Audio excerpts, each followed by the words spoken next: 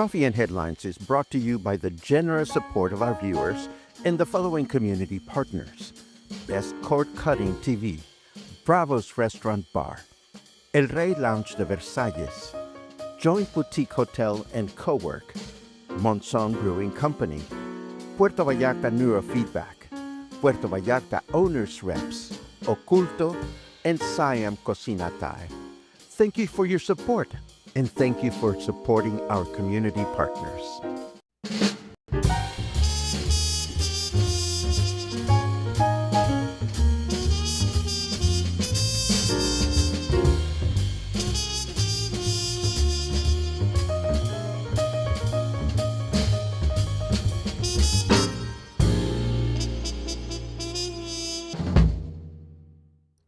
Good morning, everyone. Welcome back to Coffee and Headlines, our morning get-together Monday through Saturday. We gather here to look at news from our city, our state, and our country, to look at your questions, ideas, comments, and suggestions.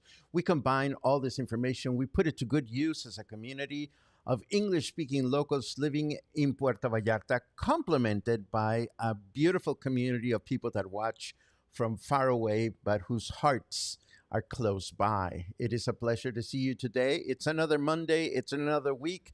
Summer is in full swing, and today, on June 23rd, I have a few things to share. So just get comfortable with your favorite beverage, and let's get started with some news. Before I do that, of course, I hope you had a wonderful weekend. If you did anything fun and or exciting that other people would want to know about, feel free to share in your comment, and we will look at those in a little while. For starters, as we know, once it starts raining, the crocodiles are everywhere. And this weekend, authorities relocated not one, not two, but 3 crocodiles from urban areas within our city to safer locations. The reptiles were found in places where they could endanger both people and themselves, and the Green Patrol of the Citizen Security Department responded quickly to prevent any problems. Of course, out of the 3, one gave me the creeps because this little guy was found under a vehicle parked in Marina Vallarta outside of a bank. Just imagine that you are heading back to your vehicle and you're going to open your door, business as usual. And if you look underneath your car, boom, there is a reptile wondering if he or she or it can have your leg for lunch. Fortunately, nothing happened, but this is not the first time that we've reported a crocodile taking refuge under a vehicle in Marina Vallarta. So best to look under your car. Do it from afar if you are about to get in the car. And let's see. Well, it's raining, and it's not only raining here, it's also raining elsewhere in the state. And take a look at this aerial shot of the Lake Chapala region. It looks quite beautiful, but as you can see, the level on the lake is low. However, we are doing better than next year. Than last year, rather. The news says that Guadalajara's main source of water, which is Lake Chapala, may only be 46% full, but the recent rains have added 5 centimeters to the level. And this is a significant improvement over last year when Lake Chapala and other area water sources were much lower. At the beginning of the rainy season, the National Water Commission reported that the lake was at 46% compared to just 35% a year ago. So while 46% is far from ideal, it is still better than last year, and this is great news for the region.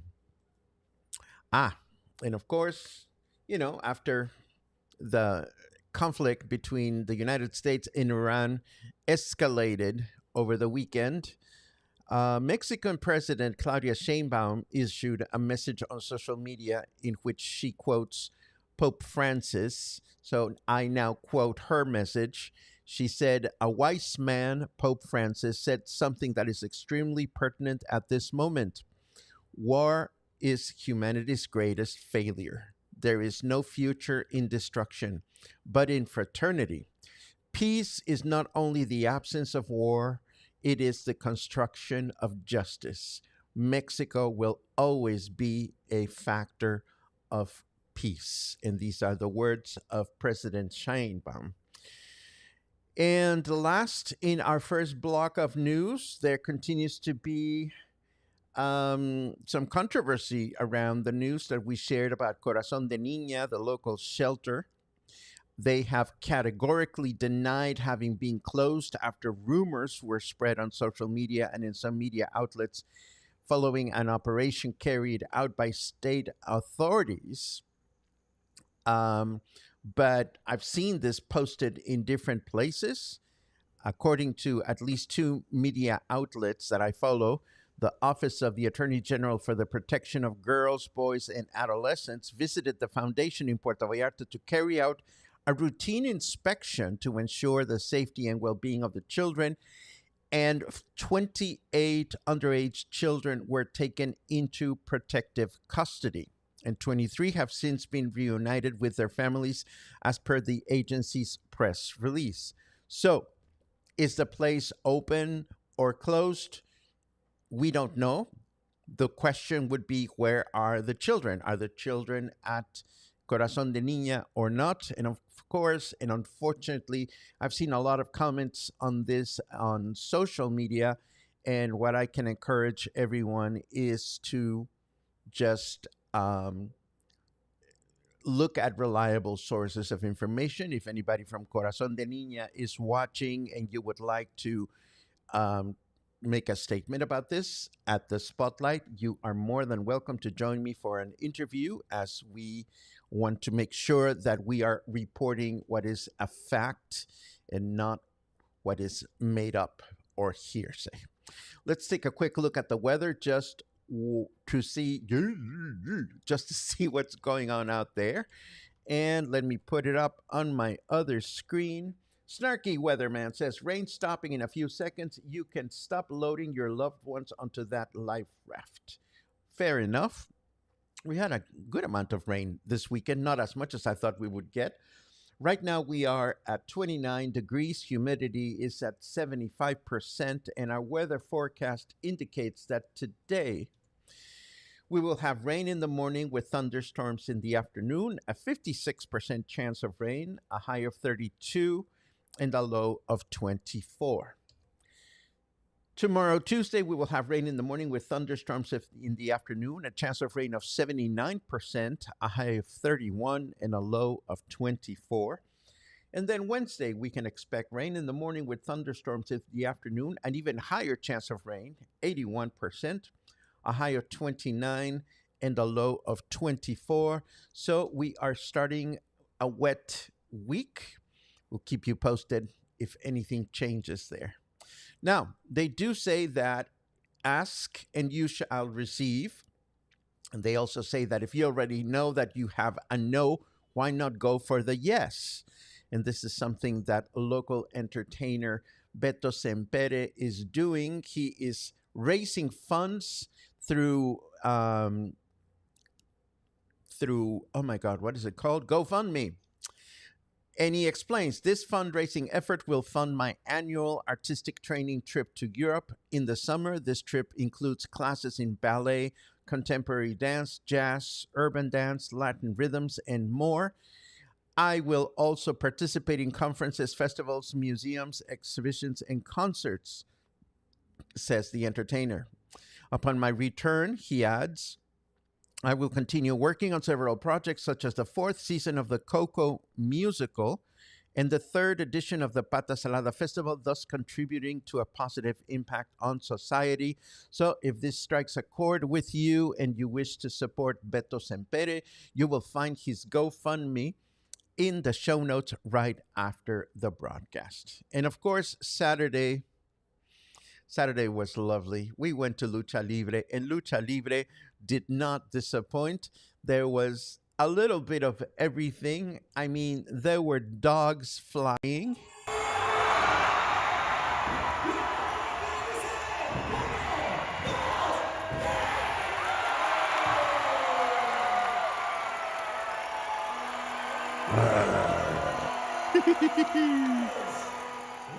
There was good hair, and then there was also bad hair.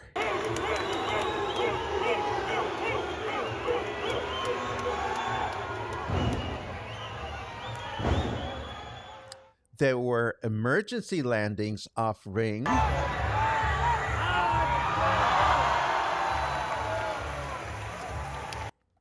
And of course, there were brawls that we couldn't even see from where we were sitting, also off ring.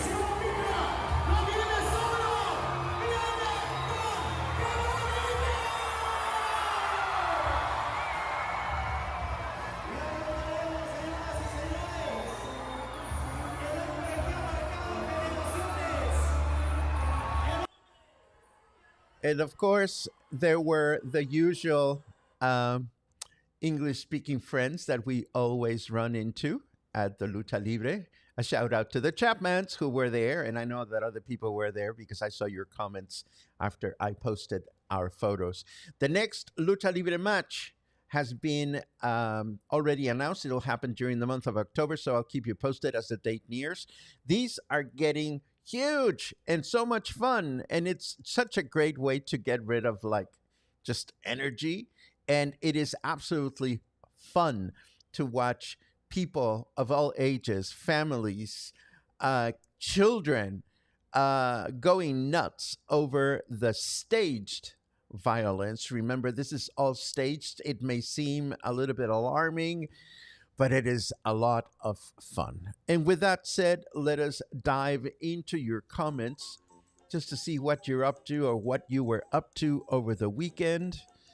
Let's see. We have hellos and good mornings as usual. Much appreciated. Let's see.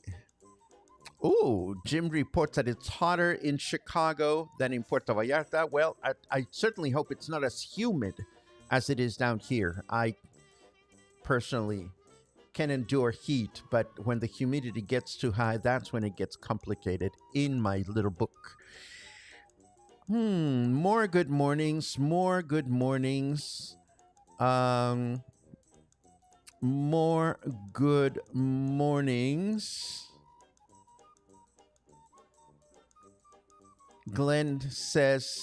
Charles Glenn says, I wish I was there right now instead of Corona, California. I trust that you will be coming back sometime soon. And of course, Christy is coming to town sometime soon. I look forward to seeing you, my friend. That'll be fun. Flea markets. I love flea markets. How fun. I used to love going to flea markets when I was in Boston and estate sales and things like that. That was always fun to do. Let's see. The little guy was probably petrified and wishing for the water. I'm wondering if you're referring to the little crocodile. If you are, that is probably the case.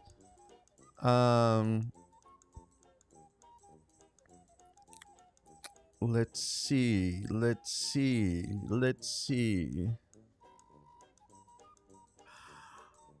Oh, how fun. We joined La Cabalgada celebrating a 50-year wedding anniversary.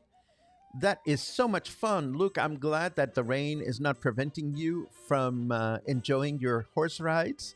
And I look forward to seeing you this coming weekend. Yay. A number of you chime in with President Sheinbaum's words.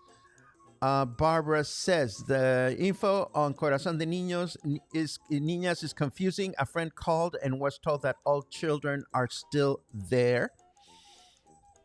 Again, I don't know what to tell you. Other than, just go to the source. Let's see what else. Yes, Laura says there was a good crowd. This was the largest crowd ever reported at La Lija for Lucha Libre.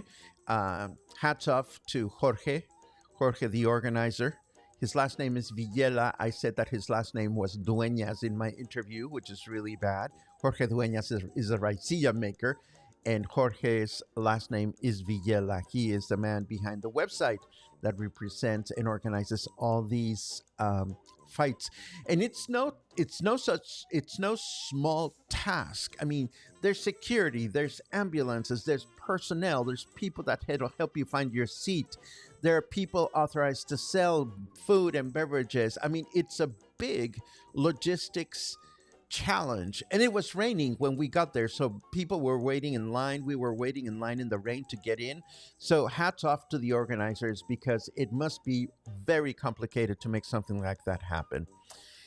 uh at what arena does the lucha libre take place? These take place at La Lija, behind Pitillal, which is where many of us went to get our vaccines when COVID hit Puerto Vallarta.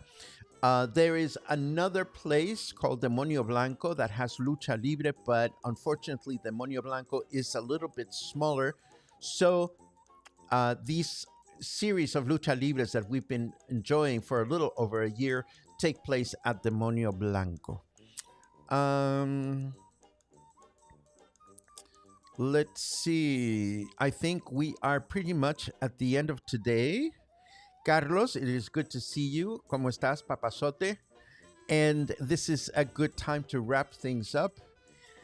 No music appreciation this week, but no music appreciation next week either. But I'm already preparing for my next music appreciation presentation, all about amazing piano works that are being performed or composed lately. If you enjoy the piano, you may enjoy the next presentation. So I'll keep you posted on that as well.